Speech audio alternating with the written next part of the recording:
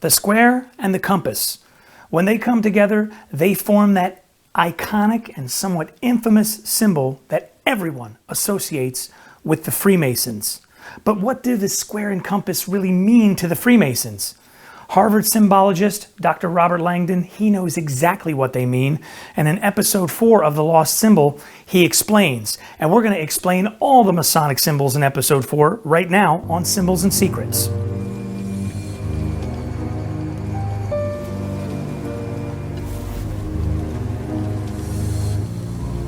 Welcome to Symbols and Secrets, the viewer's guide to The Lost Symbol. Both the novel by Dan Brown and the new TV show, The Lost Symbol, which you can watch on PeacockTV. Download the PeacockTV app in your app store right now, whichever app store you use, or go to PeacockTV.com and check it out there. Every Thursday, new episodes of The Lost Symbol. Episode 4 really has to be one of my favorite, and I can't wait to get into talking to you guys about it. But first, I have to say some thank yous. Thank you to all the Brother Masons out there who have dropped comments, asked questions, and kept the conversation going about the videos that we're doing. It's a lot of fun. Really do appreciate your support. And please keep shouting out your lodges in the comments. We're going to hit a few shout outs at the end. Also, I do want to make mention that you need to like the video, subscribe to the channel, and also share it with someone and turn on those notifications so when a new video comes out, you can check that out as well. I'm Maynard Edwards, 32nd degree KCCH, Scottish Rite Freemason, and as I mentioned at the top, this episode is one of my favorites. One, because it's got a lot of Masonic references in it that if you weren't a Mason, you might not pick up on. And two, because I think one of the hallmarks of Dan Brown's work, and I'm talking about Angels and Demons, Da Vinci Code, and of course The Lost Symbol, is that he really does so much great research when he writes his books. That line between reality and fiction is so blurry that there are times when you're just not sure, like, is this part of the story or is this something that he is borrowing from someplace else? And in this episode, they really do that. And I know Dan didn't write the teleplay. There's a team of writers working on The Lost Symbol, and they are fantastic. I'm hoping I get to interview some of them very soon. But they do such a great job of mimicking that blurred line between reality and fiction that Dan is just so infamous for. That's why this one is really one of my favorites. So here we go, episode 4, and right out of the gate, the title of the episode, L'Enfant Orientation, is a Masonic reference. Not the orientation part, but L'Enfant. Pierre Charles L'Enfant was a famous Freemason who laid out the map of Washington, D.C., basically, and we'll get into some more detail about him as we dissect the episode. But in our first scene that we're going to take a look at, Catherine Solomon and Robert Langdon are in the kitchen with Officer Nunez, and they're hanging out and they're talking about some things that happened in the previous episode. How did the ancient Egyptians move 100-ton stones and build pyramids? How did the pre-Columbian tribes cut solid granite with more precision than a modern laser? He thought that it could be explained by some kind of power that we've forgotten. The reason I wanted to pause on this scene is because Catherine Solomon is talking about some truly ancient miracles, the building of the pyramids and some of those other things that she mentioned. And they are all miracles, and there are many, many theories as to how those things were accomplished. But none of them, one, involve Freemasons, and two, all of them predate Freemasonry as we know it by a solid 1,000 years or more. So all of those things that she mentioned, while they're cool and there are a lot of theories as to how it was done, none of it has anything to do with Masonry, and people who try and tie that to Masonry are deluded or kidding themselves or just trying to fool people to make a few bucks. Does this mean anything to you? Looks like a triskelion. Why? Where you left Trish? He drew that. It represents different things, different cultures, Celtics, pagans, Freemasons. Most often it represents a cycle, birth, death, rebirth. The triskelion, I've mentioned this in pretty well every review video that we've done going back to the first trailer of The Lost Symbol. The triskelion is not a Masonic symbol. Period. Flat out. End of discussion. It is not a symbol for birth or death or rebirth in Freemasonry. It may be a symbol of that in some cultures. It has a lot of different meanings to different cultures. It is not part of Freemasonry. However, there is a symbol in Freemasonry that talks about birth and death and resurgence and rebirth and all of those things. And we actually missed talking about it in a previous episode, so we're going to have to save that. And it's called the Ouroboros. And this is the snake eating its own tail. And in Freemasonry, that is the symbol that most closely would line up with what Robert Langdon was claiming that the triskelion means.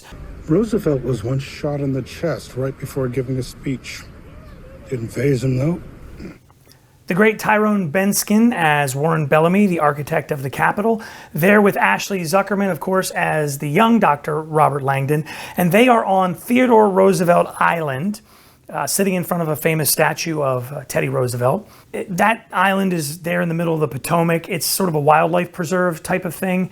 And the story that Bellamy discusses about Roosevelt is true. Roosevelt was a Freemason. He came to Freemasonry a little bit later in life than his contemporaries. Most people at that time that were joining Masonic lodges would have been a little younger than Teddy Roosevelt. He was in his early 40s. He joined a lodge in 1901 when he was elected president, the same year he was elected president, in fact.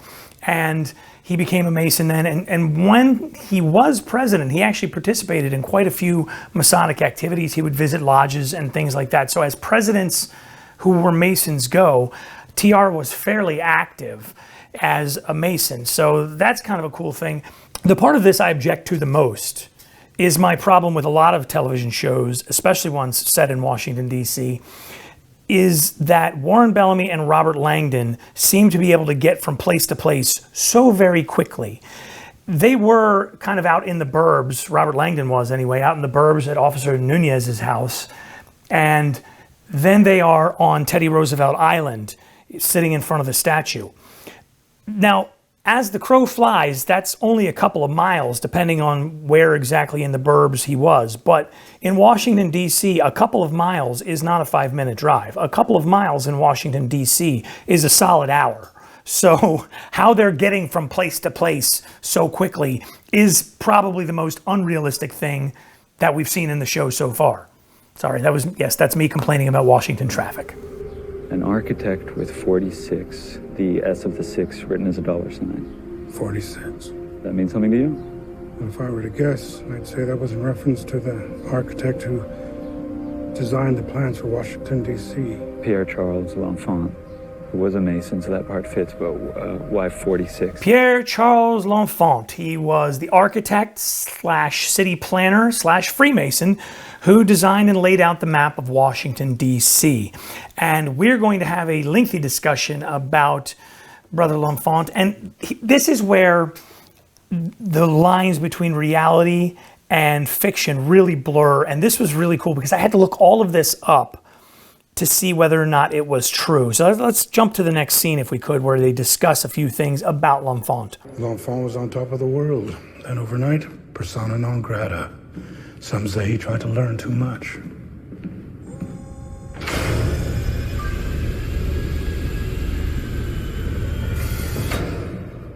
All he left behind were 3 watches, 3 compasses, 2 books, and a map. The last of his earthly possessions. Value at the time, $46. The books, the watches, the compasses, all the stuff that they said added up to $46. That's 100% true about L'Enfant. And when I read his history a little more closely, I learned a lot of cool stuff about the guy. And I'm really looking forward to sitting down with my friend Chris Rooley, who's the Grand Historian of the Grand Lodge of Washington, D.C. And the story about why he left behind $46 worth of stuff is just a really interesting historical mystery, if you will.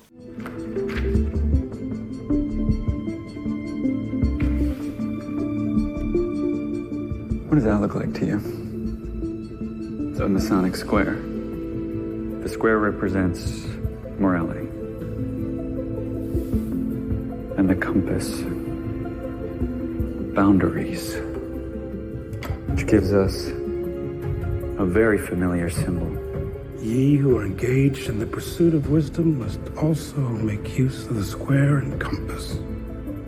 Robert Langdon is absolutely right about those two symbols of Freemasonry. That is the simplest way to put it, the simplest way to state what those two things stand for. The square teaches morality. And what we mean by that is morality in its simplest term is expressed as do unto others as you would have them do unto you, the golden rule. And the reason why the square is used to discuss that is because very simply it is a right angle, and so you do unto others as they would do unto you, and this is a symbol that was chosen. The compasses, as exactly described, are the boundary we set for ourselves, and so this is what our circle of influence is, and the compasses, they draw a circle, and what you let into your circle, and importantly what you keep out of your circle, is how a man sort of defines and centers himself. And so if you use those two things, that constant square of morality, and you use those compasses to draw that boundary line, you're going to be a pretty good person in life. People seem to believe that there is some hidden meaning behind these things, and that's actually not the case at all. And I don't want to go too far down the rabbit hole, and I know there are some brothers who might take a little umbrage about how I'm going to phrase this, but I'm trying to make this as easy to understand as possible.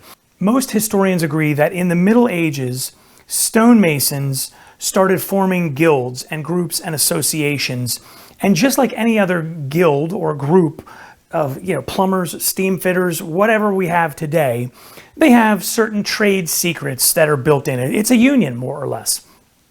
And in order to protect those things and keep guys who weren't part of the union from getting work and building buildings and doing those things, they started adopting a certain level of secrecy in amongst the group. They also knew that if they were going to do that type of thing, they had to be really upright and moral and good men. And so they started teaching those lessons of morality and goodness in their guilds, or in their, as they called them, lodges. And they used what they had on hand to teach those lessons. And that would mean the tools of the builder's trade. So you're talking about the compasses, you're talking about the square, you're talking about the level. And the reason they used them was not for some mysterious purpose to hide some secret meaning in the square. It was because they couldn't really read, most of them, and paper and the printed word was not readily available at that point in time. So if they wanted to transmit a lesson from one person to another and they needed something to demonstrate it or to pass it on, having an illustrative aid like this to teach morality, do unto others as you would have them do unto you, then this is a perfect analogy for that. The level teaches us that we are all even, we are all level, because if we use this properly, if we use this to set level, we're even right now, right? Oh, if we're not on the level, then, oh, look, I've got it tilted up your way. That means you get a little more and I get a little less, or vice versa. But if we keep it absolutely straight and level, it's not going to work, but if we keep it absolutely straight and level, then we're both even and we both come out together on the right side of things. And so they used the tools that they had available to teach those lessons. And through the ages, that has been expanded upon and deepened through organizations like the Scottish Rite of Freemasonry, the York Rite, and so on. So these are not really hidden, but these were originally, teaching aids, illustrative aids for moral lessons. And they are still used that way today in Masonic lodges. And before any brother sends me a nasty note, yes, I know this is an oblong square, not a real square, but I didn't have a real square in my toolbox and I grabbed this one. So don't write nasty notes in the comments. Next scene, please. The owl drawing. Yes, we've seen the owl again. We saw an owl in episode 1 briefly and discussed it. This is a drawing of an owl. An owl is not a strictly Masonic symbol, but there are Masonic lodges who do use the owl. It's obviously a symbol for wisdom, and some cultures it's a symbol for luck.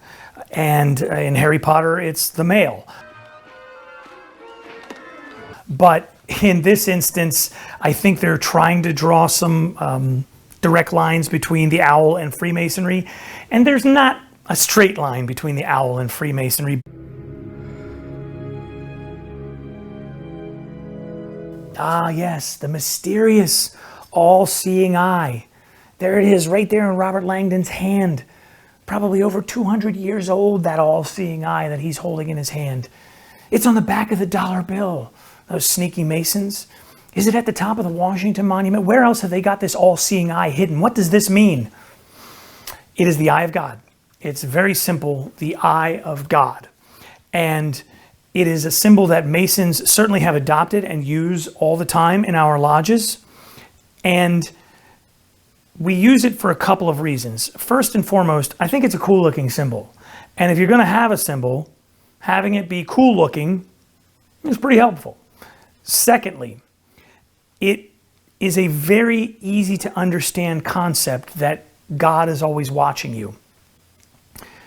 Masons learn and are taught that God is always watching us. So if you're doing something good or bad, God sees it, even if no one else sees it.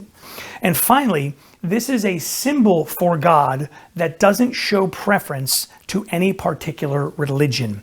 And I think that's a really important thing for Freemasons. Dan Brown has said in a few different interviews that one of the things he appreciates about Freemasons is that we are able to come together and not argue about what the name of God is. Finally, getting a look at that beautiful hourglass. The hourglass is a wonderful symbol in Freemasonry, and I've mentioned this a few different times because we've seen several different hourglasses in the lost symbol. The hourglass, time is running out on all of us all the time. It never stops. And just like the hourglass, at some point we're going to look up and realize, oh gosh, my sands are getting closer to the end. And so it's a reminder of that always ticking, always going clock that each of us lives with all day, every day.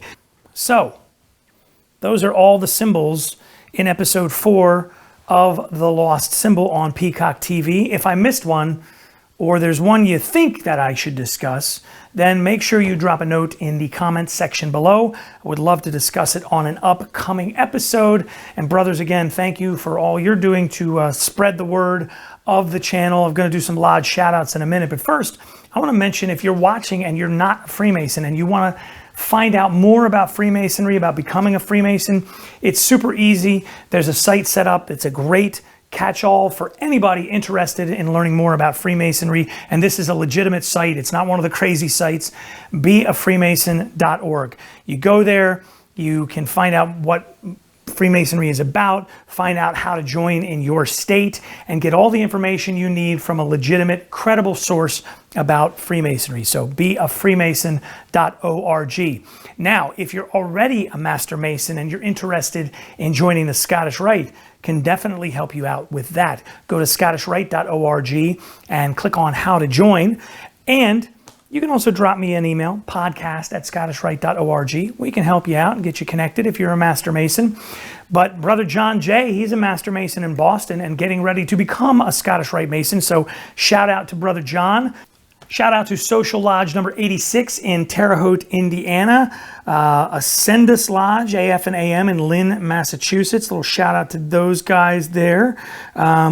Also got to do a shout out to Elisa Lodge, number 1172. I hope I'm saying that right. And I think that lodge is actually in Scotland. So Grand Lodge of Scotland, appreciate you all tuning in. Thank you, brothers. Confidence Lodge, number 110 in California. And the Valley of San Jose, Scottish Rite. Thank you guys for checking in. Tuckahoe Lodge, number 347 in Richmond, Virginia. Valley of Richmond, say hi to my brother Bob Carpenter down there. And let's grab one more here. Oak Lawn Lodge, number 1166, Valley of Chicago. Brother Harold, thank you for checking in. Once again, guys, questions, comments, drop them below. podcast@scottishrite.org. Make sure you stay tuned to the channel because we're going to dig into a lot more symbols and secrets right here on Symbols and Secrets, the viewer's guide to the lost symbol.